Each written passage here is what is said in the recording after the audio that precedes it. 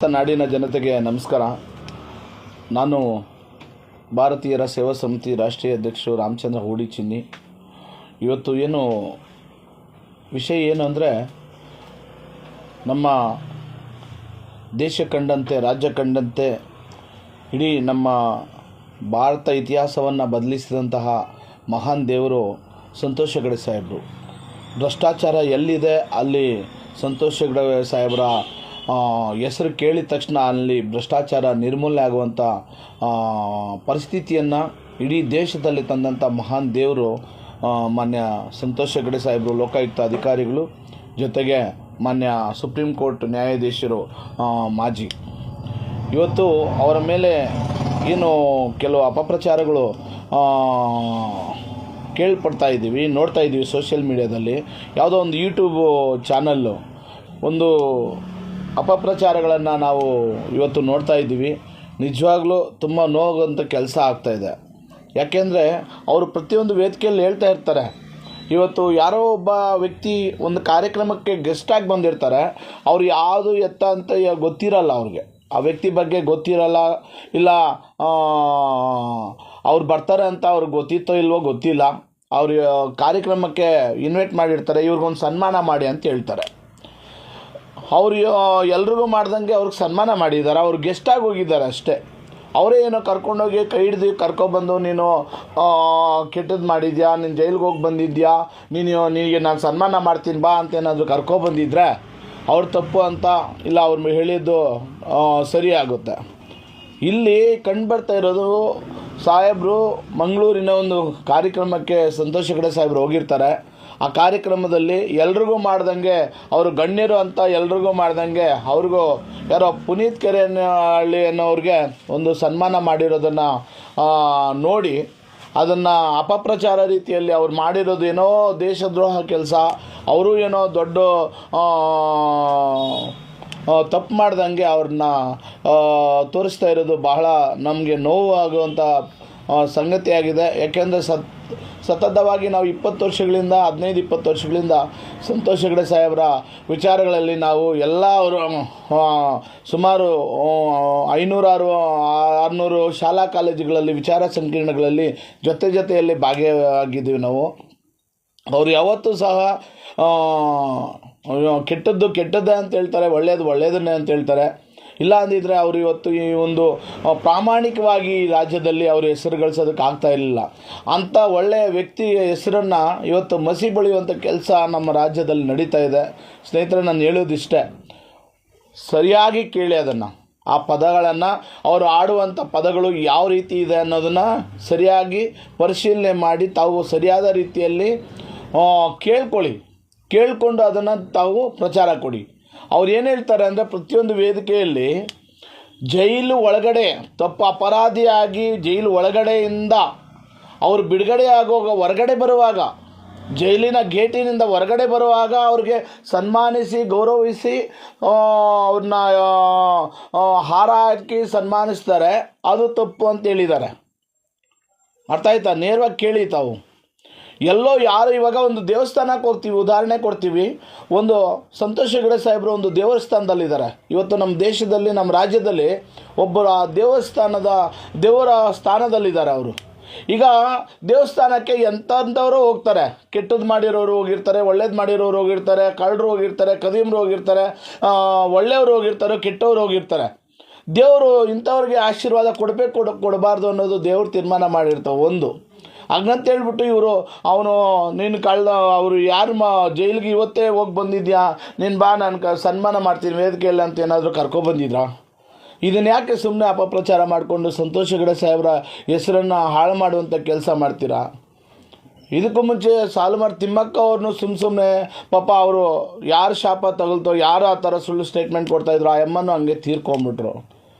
ಇವರು ಇಷ್ಟು ವರ್ಷಗಳಾಗಿ ಆ ಥರ ಇದ್ದಿದ್ರೆ ದುಡ್ಡೇ ಮುಖ್ಯ, ಹೆಸರು ಮಾಡಬೇಕು, ಇದು ಎಲ್ರಿಗೂ ಆ ಥರ ತಪ್ಪು ಇವನು ಮಾಡಿ ಸರಿ ಅನ್ನೋ ಲೆಕ್ಕದಲ್ಲಿ ಇದ್ದಿದ್ರೆ ಎಷ್ಟು ಒಂದು ಮುಖ್ಯಮಂತ್ರಿಗಳನ್ನು ಜೈಲಿಗೆ ಹಾಕಿ ಕಳಿಸ್ತಾಯಿದ್ರು. ಒಬ್ಬ ಸಾವಿರಾರು ಕೋಟಿ ಒಡೆಯ ಒಂದು ಜನಾರ್ದನ್ ರೆಡ್ಡಿ ಆಗಿರ್ಬೋದು, ಅವ್ರನ್ನೆಲ್ಲ ಜೈಲಿಗೆ ಹಾಕಿ ಕಳಿಸ್ತಾಯಿದ್ರು. ಅವ್ರು ತಪ್ಪು ಮಾಡಿದ್ದಾರೆ ಅಂತ ತಾನೇ ಜೈಲಿಗೆ ಕಳಿಸಿದ್ದಾರೆ. ಇವನು ತಪ್ಪು ಮಾಡಿ ಮುಂದೆ ಬಂದು ನಾನು ತಪ್ಪು ಮಾಡಿದ್ದೀನಿ, ನನಗೆ ಸನ್ಮಾನ ಮಾಡಿ ಅಂತ ಹೇಳಿದಿದ್ರೆ ಅವ್ರು ಮಾಡೋ ಅಂಥ ವ್ಯಕ್ತಿನ ಯೋಚನೆ ಮಾಡಿ. ಆದ್ದರಿಂದ ನಮ್ಮೆಲ್ರಿಗೂ ಭಾರತೀಯರ ಸೇವಾ ಸಮಿತಿ ಹಾಗೂ ಎಲ್ಲ ಒಕ್ಕ ಸಂಘಟಿತರಿಗೂ ತುಂಬ ನೋವಾಗಿದೆ. ಆದ್ದರಿಂದ ದಯವಿಟ್ಟು ಆದಷ್ಟು ಇದನ್ನು ಪರಿಶೀಲಿಸಿ ಇದು ತಪ್ಪು ಸರಿ ಅಂತ ತಾವು ತಿಳ್ಕೊಂಡು ಸಂತೋಷ್ ಹೆಗಡೆ ಸಾಹೇಬ್ ಮೇಲೆ ಇರ್ತಕ್ಕಂಥ ಏನೋ ಇವತ್ತು ಅಪಮಾನವನ್ನು ಹೊರಿಸಿದ್ದೀರಾ, ಅವರ ಮೇಲೆ ಸುಳ್ಳು ಪ್ರಚಾರವನ್ನು ಮಾಡ್ತಾ ಇದ್ದೀರಾ, ಅದನ್ನು ವಾಪಸ್ ತಗೊಳ್ಳಿ ಅಂತೇಳಿ ನಾನು ಈ ಸಂದರ್ಭದಲ್ಲಿ ನಾನು ನೇರವಾಗಿ ಅವ್ರಿಗೆ ಹೇಳೋದ್ರ ಮೂಲಕ, ಎಚ್ಚರಿಕೆ ಕೊಡೋದ್ರ ಮೂಲಕ ನಾನು ಇವತ್ತು ಮಾಧ್ಯಮಗಳ ಮಿತ್ರರಲ್ಲಿ ನಾನು ವಿನಂತಿ ಮಾಡ್ಕೊತೀನಿ. ಆ ಥರನೇ ಅವ್ರು ತಪ್ಪು ಮಾಡಿದ್ದಾರೆ ಅಂದರೆ ದೊಡ್ಡ ದೊಡ್ಡ ಮಾಧ್ಯಮಗಳು ಯಾಕೆ ಇದು ಮಾಡಲಿಲ್ಲ ಹೇಳಿ? ಅವರು ಯೋಚನೆ ಮಾಡ್ತಾರೆ, ಅವರು ಪ್ರತಿಯೊಂದನ್ನು ಪರಿಶೀಲಿಸ್ತಾರೆ, ಯಾವುದೇ ಒಂದು ನಿರ್ಧಾರ ಸರಿಯಾಗಿ ಅವ್ರನ್ನ ಸಡನ್ನಾಗಿ ತಗೊಳ್ಳಲ್ಲ. ದೊಡ್ಡ ದೊಡ್ಡ ಮಾಧ್ಯಮಗಳು ಇವತ್ತು ಅವ್ರನ್ನ ದೇವರ ಸ್ಥಾನದಲ್ಲಿ ನೋಡಿದ್ದಾರೆ. ಪದೇ ಪದೇ ಹೇಳ್ತಾರೆ ಅವರು ಜೈಲು ಅಪರಾಧ ಮಾಡಿ ಜೈಲು ಗೇಟಿನ ಹೊರಗಡೆ ಬಂದ ಮೇಲೆ ಅವರು ಬಿಡುಗಡೆ ಆಗುವಾಗ ಹೊರಗಡೆ ಬಂದ ಗೇಟಿನ ಬಳಿ ಅವ್ರಿಗೆ ಸನ್ಮಾನ ಮಾಡ್ತಾರೆ ಅಂತ ಹೇಳಿರೋದು, ಮಾಡಬಾರ್ದು ಅಂತ ಹೇಳಿದ್ದಾರೆ. ಇವರು ಎಲ್ಲೋ ಒಂದು ವೇದಿಕೆಯಲ್ಲಿ ಅವ್ರಿಗೆ ಗೊತ್ತಿದೆಯೋ ಗೊತ್ತಿಲ್ವೋ ಪಾಪ, ಈಗ ಅವ್ರಿಗೆ ಸುಮಾರು 82 ವರ್ಷ ಹತ್ತತ್ರ ಆಗಿದೆ. ಅವ್ರಿಗೆ ತುಂಬ ಆರೋಗ್ಯ ತುಂಬ ಅನಾರೋಗ್ಯವಾಗಿದ್ದಾರೆ. ಅವರು ಮೊನ್ನೆ ತಾನೇ ಸ್ಟೆಂಟ್ ಹಾಕ್ಕೊಂಡಿದ್ದಾರೆ. ಅವ್ರಿಗೆ ಯಾರು ಪ್ರೀತಿಯಿಂದ ಹೋದರೆ ಅವ್ರಿಗೆ ಗೌರವ ಕೊಟ್ಟು ಹೋಗ್ತಾರೆ ಪಾಪ. ಇಂಥ ಟೈಮಲ್ಲಿ ಅವರು ಸಮಾಜದ ಕಳಕಳಿಯ ಕೆಲಸ ಮಾಡ್ತಾ ಇದ್ದಾರೆ. ಪ್ರತಿಯೊಂದು ಶಾಲಾ ಕಾಲೇಜುಗಳಿಗೆ ಭೇಟಿ ಕೊಡ್ತಾ ಇದ್ದಾರೆ. ಇಡೀ ರಾಜ್ಯಾದ್ಯಂತ ದೇಶಾದ್ಯಂತ ಓಡಾಡಿ ಅಲ್ಲಿ ಭ್ರಷ್ಟಾಚಾರ ನಿರ್ಮೂಲನೆ ಆಗಬೇಕು, ಬದಲಾಗಬೇಕು, ಈ ಸಮಾಜ ಬದಲಾವಣೆ ಆಗಬೇಕು, ಭ್ರಷ್ಟರನ್ನು ನಾವು ವಿರೋಧಿಸಬೇಕು, ನಾವು ನಿರಪರಾಧಿಗಳನ್ನು ನಾವೆಲ್ಲರೂ ಕಾಪಾಡಬೇಕು ಅಂತೇಳ್ಬಿಟ್ಟು ಹೋಗ್ತಾ ಇದ್ದಾರೆ. ಯಾವುದೋ ಒಂದು ವೇದಿಕೆಯಲ್ಲಿ ಅವ್ರು ಏನು ಮಾಡಿದಾನೋ ಅವ್ರಿಗೇನು ಗೊತ್ತಿದೆಯೋ ಗೊತ್ತಿಲ್ವೋ, ಅಟ್ಲೀಸ್ಟ್ ಅವರು ಸನ್ಮಾನ ಮಾಡಿ ಅಂತ ಇದಕ್ಕೆ ಮಾಡಿದ್ದಾರೆ ಹೊರತು ಅವರೇ ಖುದ್ದಾಗಿ ಏನಾದರೂ ಮಾಡಿದರೆ ಅವ್ರು ತಪ್ಪು ಅಂತ, ನೀನು ಮಾಡಿದ್ದು ಬಾಪ, ನೀನು ಈ ಥರ ಘನಕಾರ್ಯ ಮಾಡಿದ್ಯಾ, ನೀನು ಮಾಡಿದ್ರದು ತಪ್ಪು, ನೀನು ಮಾಡಿದ್ರದು ಸರಿ, ನೀನು ದೇಶದ್ರೋಹ ಕೆಲಸ ಮಾಡಿದ್ಯಾ, ಆಮೇಲೆ ಏನೋ ತಲೆ ಹೊಡೆದಿದ್ಯಾ, ಏನೋ ಸುಲಿಗೆ ಮಾಡಿದ್ಯಾ, ನೀನು ಕಳ್ತನ ಮಾಡಿ ಹೋಗಿ ಜೈಲಿಂದ ಬಂದಿದ್ಯಾ, ನಿನಗೆ ಸನ್ಮಾನ ಮಾಡ್ತೀನಿ ಬಾ ಅಂತ ಏನಾದರೂ ಮಾಡಿದರೆ ಅದು ನಾನು ವಿರೋಧಿಸ್ತೀನಿ. ಆದರೆ ಒಂದು ವೇದಿಕೆಯಲ್ಲಿ ಸಾಮಾನ್ಯ ವ್ಯಕ್ತಿಗಳಂತೆ ಯಾರೋ ಒಬ್ಬ ವ್ಯಕ್ತಿ ಬಂದಾಗ ಅವ್ರು ಯಾರೋ ಊರವರು ಒಂದು ಸನ್ಮಾನ ಮಾಡಿ ಅಂತ ಹೇಳಿರ್ಬೋದು. ಯಾಕೆಂದರೆ ಅವರು ಒಂದು ಕರಾವಳಿ ಪ್ರದೇಶದಲ್ಲಿ ಹುಟ್ಟಿ ಬೆಳೆದಂಥ ಪುತ್ತೂರಿನ ಒಂದು ಮಂಗಳೂರಿನ ಸೈಡಲ್ಲಿ ಇರ್ತಕ್ಕಂಥ ಮಹಾನ್ ವ್ಯಕ್ತಿ ಅವರು. ಆ ಭಾಗದಲ್ಲಿ ಏನೋ ಅಲ್ಲಿ ತಮಗೆಲ್ರಿಗೂ ಗೊತ್ತಿದೆ, ಇನ್ನೂ ಈ ಥರ ಬಜರಂಗ ದಳ, RSS, ಇನ್ನೂ ಈ ಥರ ಎಲ್ಲ ರೀತಿಯ ಸಂಘಟನೆಗಳು ತುಂಬ ಇದ್ದಾವೆ. ಹಂಗಂತೇಳ್ಬಿಟ್ಟು ಅವರು ದೇಶದ್ರೋಹಿ ಕೆಲಸ ಏನು ಮಾಡಬೇಕು ಅಂತ ಉದ್ದೇಶ ಅಲ್ಲ. ಅದೊಂದು ಕಾರ್ಯಕ್ರಮ, ವೇದಿಕೆ ಕಾರ್ಯಕ್ರಮಕ್ಕೆ ತಮಗೆಲ್ಲರಿಗೂ ಗೊತ್ತಿದೆ. ಎಷ್ಟೋ ಕಾರ್ಯಕ್ರಮಗಳಿಗೆ ಅವ್ರನ್ನ ಬರಮಾಡ್ಕೊಳ್ತೀವಿ ನೀವೆಲ್ಲರೂ, ನಾವು ಸಹ. ಹಂಗಂತೇಳ್ಬಿಟ್ಟು ಯಾರೋ ತಪ್ಪು ಮಾಡದೇ ಇರೋರು, ಗೊತ್ತಿಲ್ಲದಿರೋರಿಗೆ ಸನ್ಮಾನ ಮಾಡಿಬಿಟ್ರು ಅಂದರೆ ಅದನ್ನೇ ದೊಡ್ಡ ಪ್ರಚಾರವಾಗಿ ಅವರ ಹೆಸರಿಗೆ ಮಸಿ ಬಳಿಯುವಂಥ ಕೆಲಸ ಇವತ್ತು ನೀವು ಮಾಡ್ತಾ ಇದ್ದೀರ ಅಂದರೆ ನಿಜವಾಗ್ಲೂ ನಾಡದ್ರೋಹ ಕೆಲಸ ಇದು, ದೇಶದ್ರೋಹ ಕೆಲಸ ಇದು. ಏನೋ ನಿಷ್ಠಾವಂತರನ್ನು ಇನ್ನೂ ದಾರಿಯ ಬೀದಿಗೆ ತರುವಂಥ ಕೆಲಸ ನೀವು ಮಾಡ್ತಾ ಇದ್ದೀರಾ. ಅವ್ರ ಹೆಸರು ಕೆಡಿಸುವಂಥ, ಅವ್ರ ಹೆಸರು ಹಾಳು ಮಾಡುವಂಥ ಕೆಲಸ ತಾವೆಲ್ಲರೂ ಮಾಡ್ತಾ ಇದ್ದೀರಾ ಕೆಲವರು. ನಿಜವಾಗ್ಲೂ ಇದನ್ನೆಲ್ಲ ನಾವು ವಿರೋಧ ವ್ಯಕ್ತಪಡಿಸ್ತೀವಿ. ನನ್ನ ಮಾಧ್ಯಮ ಮಿತ್ರರಲ್ಲಿ ವಿನಂತಿ ಮಾಡ್ಕೊತೀನಿ, ತಾವು ಸರಿಯಾದ ರೀತಿಯಲ್ಲಿ ಅದನ್ನೆಲ್ಲ ಪರಿಶೀಲಿಸಿ ನಮ್ಮ ಸಂತೋಷ್ ಹೆಗಡೆ ಸಾಹೇಬರ ಪರವಾಗಿ ಎಲ್ಲರೂ ಮಾಧ್ಯಮಗಳು ಅವ್ರ ಜೊತೆಗೆ ಕೈ ಜೋಡಿಸ್ಬೇಕು. ಸಾರ್ವಜನಿಕರು, ಹೋರಾಟಗಾರರು ಮತ್ತು ಎಲ್ಲ ಸೋಷಿಯಲ್ ಮೀಡಿಯಾದ ಎಲ್ಲ ನನ್ನ ಅಣ್ಣ ತಮ್ಮಂದರಲ್ಲಿ ನಾನು ವಿನಂತಿ ಮಾಡ್ಕೊತೀನಿ, ಅವ್ರಿಗೆ ನ್ಯಾಯ ಕೊಡಿಸುವಂಥ ಕೆಲಸ. ಜೊತೆಗೆ ಅವ್ರಿಗೇನು ಇವತ್ತು ಅಪಮಾನ ಮಾಡಿದ್ದಾರೆ, ಅವ್ರ ಹೆಸರನ್ನು ಹಾಳು ಮಾಡುವ ರೀತಿಯಲ್ಲಿ ಅವ್ರ ಹೆಸರಿಗೆ ತಕ್ಕೆ ಬರುವಂಥ ಕೆಲಸ ಇವತ್ತು ಮಾಡ್ತಾ ಇದ್ದಾರೆ, ಅವ್ರಿಗೆ ಹೆಸರಿಗೆ ಮಸಿ ಬಳಿಯುವಂಥ ಕೆಲಸ ಇವತ್ತು ಮಾಡ್ತಾ ಇದ್ದಾರೆ. ಇದನ್ನೆಲ್ಲ ನಾವು ರಕ್ಷಣೆ ಮಾಡಬೇಕು.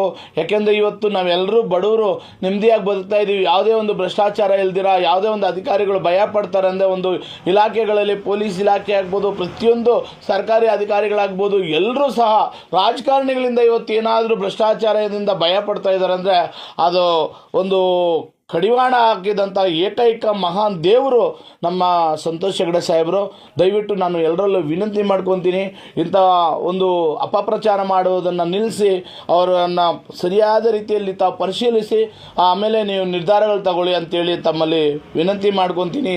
ಇವತ್ತು ಸಂತೋಷ್ ಹೆಗಡೆ ಸಾಹೇಬರೆಲ್ಲ ಇನ್ನಿತರ ಮಹಾನ್ ವ್ಯಕ್ತಿಗಳು ಯಾರಿಗೇ ಆಗಲಿ ನೀವು ಅಪಮಾನ ಮಾಡೋ ರೀತಿಯಲ್ಲಿ ಮಾಡಬಾರ್ದು ಅಂತೇಳಿ ನಾನು ಎಲ್ಲರಲ್ಲೂ ವಿನಂತಿ ಮಾಡ್ಕೊತೀನಿ. ಇಂತಿ ತಮ್ಮ ಭಾರತೀಯರ ಸೇವಾ ಸಮಿತಿ ರಾಷ್ಟ್ರೀಯ ಅಧ್ಯಕ್ಷರು ರಾಮಚಂದ್ರ ಹೂಡಿಚಿನಿ. ಜೈ ಹಿಂದ್, ಜೈ ಕರ್ನಾಟಕ, ಜೈ ಭೀಮ್.